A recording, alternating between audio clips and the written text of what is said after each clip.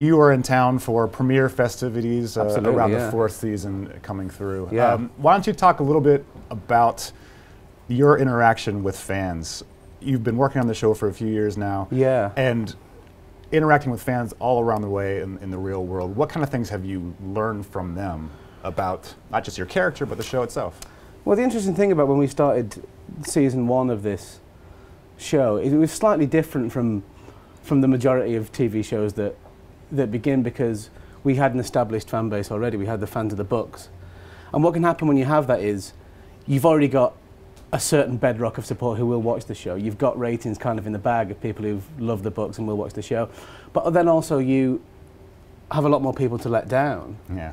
Because all these people have an expectation of the show, whereas if it was just an original idea that was going straight to TV, there'd be no expectation of it. So you can really kind of hit the ground running and play about. But we had to fulfill so much expectation because these fans have been waiting for this show for such a long time. And it seems to me, when I say everybody that I've met has been almost overwhelmingly positive about it, that's not an exaggeration at all. Switching gears a little bit, John, the show is famous for just being all over the world in terms of the actual production. That's right. Maybe give us a sense of where you found yourself during the production, geographically and just in the scene. I know some of the scenes you had to shoot over the years have been pretty tough going in terms of the environment. Really mud and tough cold going, and yeah. everything. I mean, when we were in Iceland, I hear that you guys just had a really bad winter here in New York, and when I've heard about it, I've been sympathetic.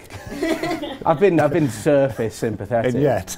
But on the other hand, I think I've been as cold as I'm ever going to be. I said to myself, I said to another actor when we were on the location, I said, if I'm ever this cold again, something's gone wrong. And I mean, something's gone badly wrong in life if I'm ever this cold again. So if for anyone here, if you saw John walking down the street and decided to ambush him, what would be a question or It's good that I know this. It's good that I know what will happen just so I can right, I know. We're preparing you. Yeah. Who has a question that they might ask John if they happen to see him on the street? I feel like most people would just ask, so when are you going to die? Yeah, it's a good question, actually. With Sam, I always think that when you think about Game of Thrones, you think of huge, spectacular deaths where people get set on fire or people get ran through with swords. I think Sam's more likely to die of some kind of genetic heart defect or something. Instead of dying in battle, he's going to die running to battle.